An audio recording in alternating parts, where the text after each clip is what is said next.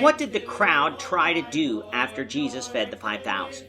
This is the question that we seek to answer today as we continue our verse-by-verse study of the book of John on Walking Through the Bible.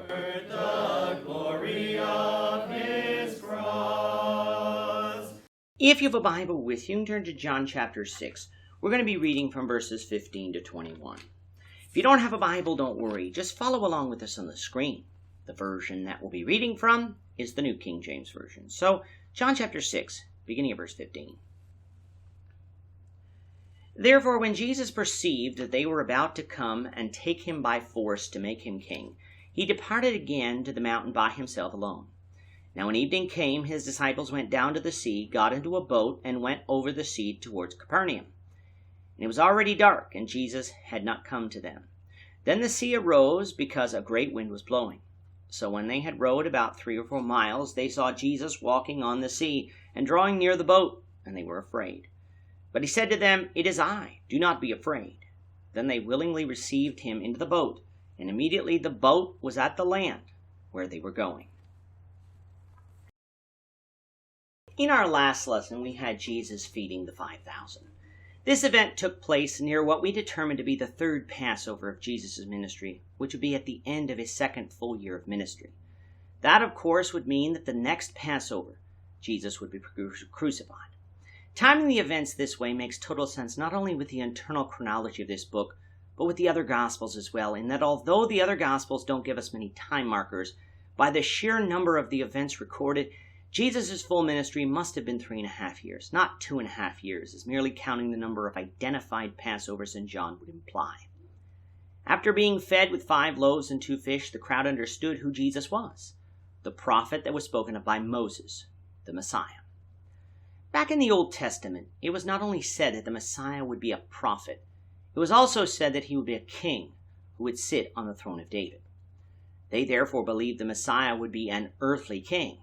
This belief was important to the Jews, for at that time they were ruled over by Rome, and so if Jesus was going to be an earthly king, he could throw out the Romans, and the Jewish nation could be autonomous once again. However, instead of allowing Jesus to make himself king, if that was his mission, they tried to make him one by force. Think about that for a moment. The Old Testament makes clear that the Messiah was to be sent from God. It also says that God raises up kingdoms as he will. If the Messiah was to be an earthly king, why would God need man's help? Whenever man tries to help God out, we invariably get ourselves into trouble or into sin. Think about Abraham trying to help God out by having Ishmael as the seed of promise. God wouldn't accept Ishmael, and the Ishmaelites would be a thorn in Israel's side on numerous occasions in history. When we get to the end of John, though, we will find out that Jesus' kingdom is not of this world. It is not an earthly kingdom, which is why Jesus would not allow the crowd to make him an earthly king. In other words, the Jews were wrong. Not about the Messiah, Jesus, being a king, but about the nature of the Messiah's kingdom. It would be a spiritual kingdom, with Jesus reigning from heaven. This is a teaching that we need to take to heart today.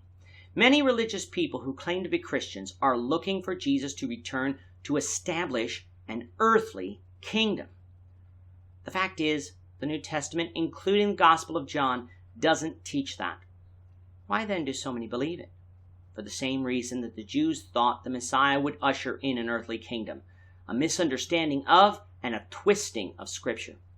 So when you listen to people online, on television, or at church, and they tell you of some future kingdom that Christ will establish, you can know that they are not teaching the truth and need to be corrected.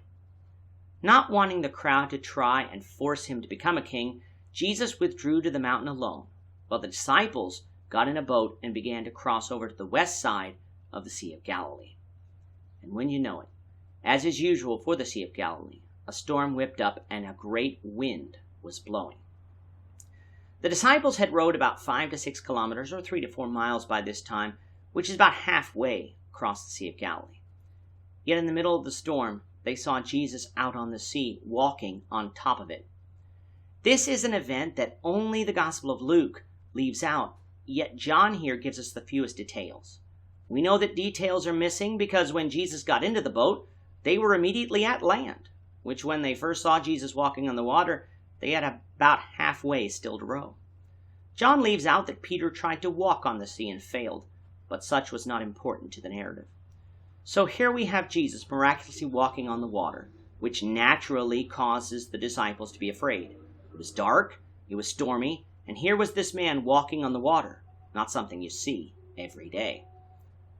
Jesus, though, told them not to be afraid, for it was him. Hearing his voice, they willingly received Jesus onto the boat, and immediately the storm stopped, and they arrived at shore. Jesus thus provided them physical salvation from the storm and rest from their labors.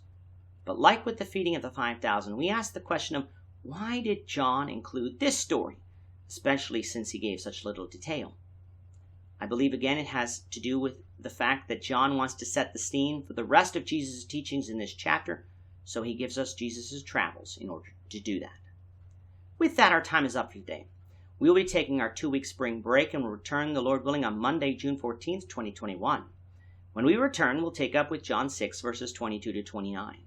We hope you'll come back and join us in that discussion when we will continue our walk through the Bible, one verse at a time. Thank you for watching today's episode. We hope that you found it edifying and ask that you not only subscribe to our channel and podcast, but that you like and share this episode among your friends so that the saving gospel of Jesus Christ can go out to the whole world.